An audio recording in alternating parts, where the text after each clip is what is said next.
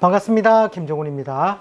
이번 시간에는 2024년 9월 계유월 운세에서도 이 정의 입장에서 한번 알아보는 시간을 갖도록 하겠습니다.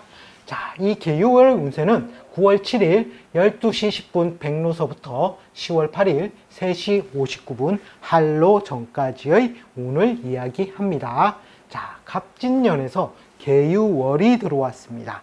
이 진에는 지장간으로서 을과 개와 무가 존재를 하는데 이 개수가 이 6월에는 천간으로 이렇게 투출이 되었습니다. 자, 이런 경우 이 개가 보통 사건이나 인물, 이벤트로서 보통 드러나는 달이 바로 계유월이 됩니다.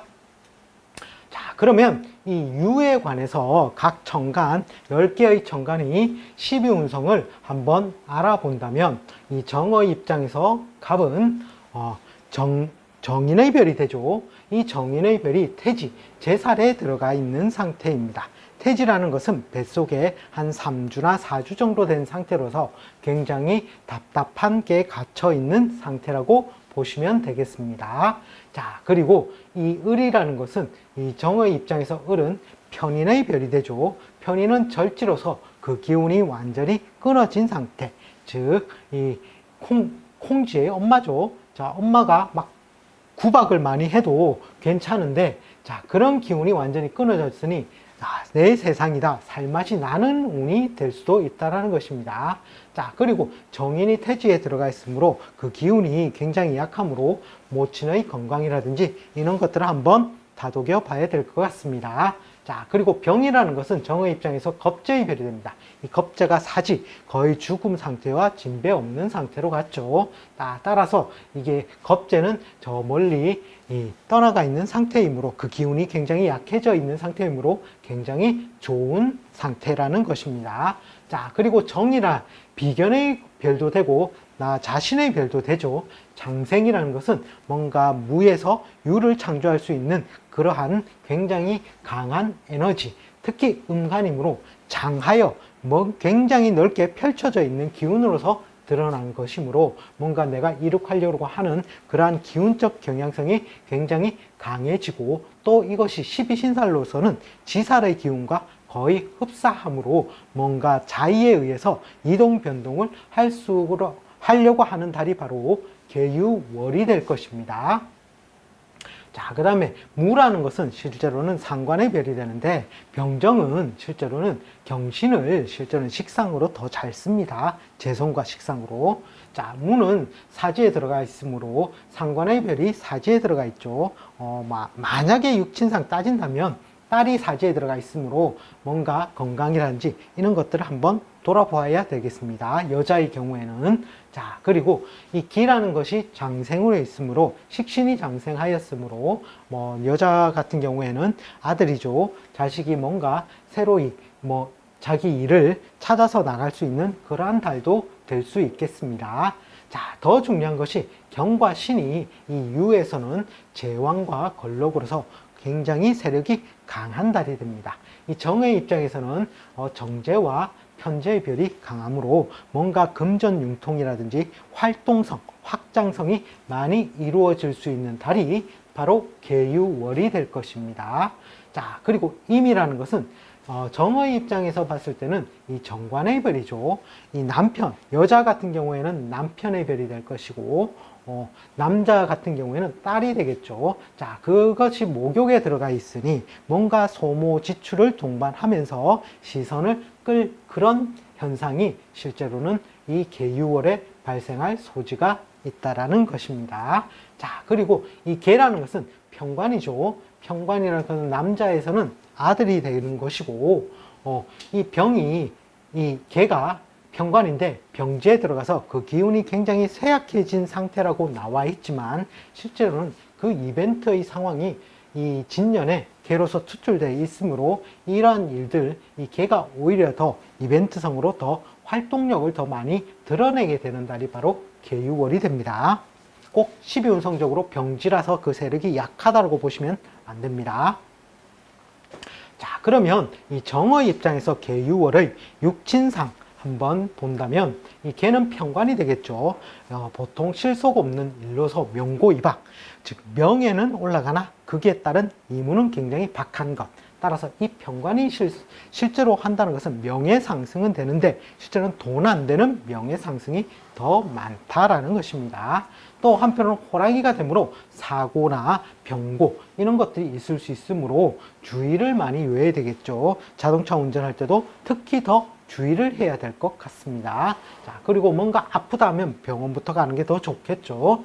또 감투나 직책의 발전인데 이것은 돈이 안 되는 상황에서 감투나 직책의 발전이 이루어진다라는 뜻이 더 강합니다. 자, 그리고 이 정과 개는 정간의 신살로서 충이 발생을 합니다. 이 충이라는 것은 타이에 의한 이동 변동입니다. 자이가 아니라, 즉, 이 개는, 이 개유월 9월의 상반기 15일 정도를 보시면 되는데 그때 내가 뭔가 타이에 의해서 어디로 옮겨져 가거나 변동하거나 이사하거나 이러한 현상들이 발생할 수 있다는 것입니다.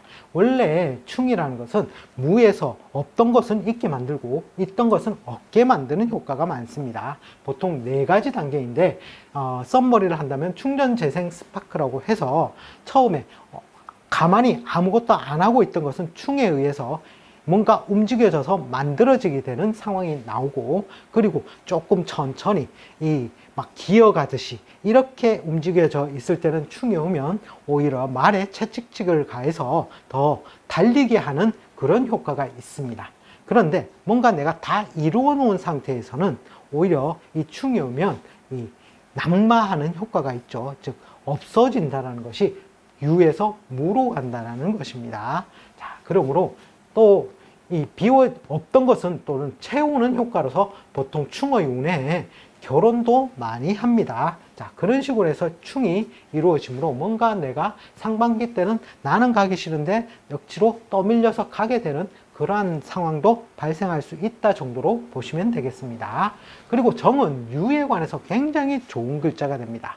이 유가 운에서 왔을 때는 편재의 별이 되죠. 정의 입장에서 봤을 때는 실제로는 식신과 같은 효과도 같이 나타나게 되는데 이 편재라는 뜻은 큰돈 융통, 금전 융통 또는 활동성이 강화되는 운이 됩니다. 또 현금 재산에 관해서 재산 증식을 하려고 하는 그러한 기운도 굉장히 많아집니다.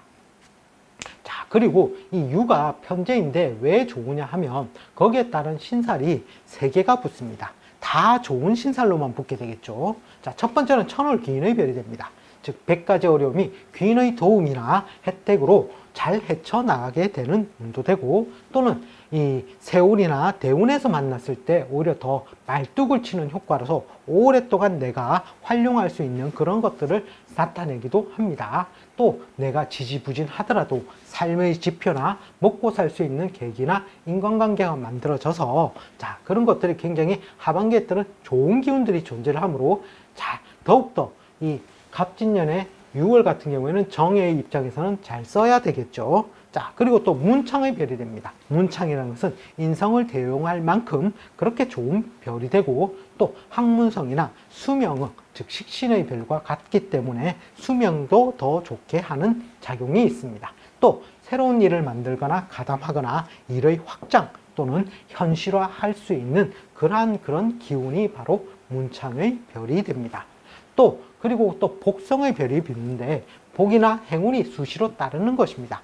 뭔가 나는 생각지도 않은데 뭔가 선물이 들어온다든지 또는 뭐 먹거리가 생긴다든지 뭐 이런 것들이 실제로는 뭔가 공부할 때도 내가 시험 범위가 넓은데 내가 다 볼 수가 없어서 일정 부분을 봤는데 거기서 시험이 문제가 많이 출제된다든지 자, 이런 것들이 실제로는 복성의 효과가 됩니다. 자, 이렇게 좋은 별들이 유에 존재를 하므로 이런 이 정의 입장에서는 이 하반기 운을 잘 써먹었으면 좋겠죠.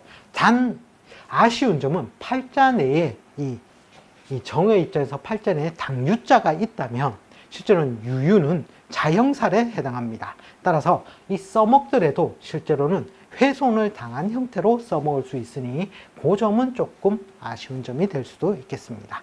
그런데 팔자 내에 유가 없는데 이런 유운이 들어온다면 굉장히 좋은 작용들이 많이 발생할 수 있는 달이 정의 입장에서 6월이 될 것입니다. 자, 이번 시간에는 2024년 9월 운세 중에서도 정의 입장에 관해서 한번 알아보았습니다. 시청해 주셔서 감사합니다. 다음 시간에 다시 또 찾아뵙겠습니다.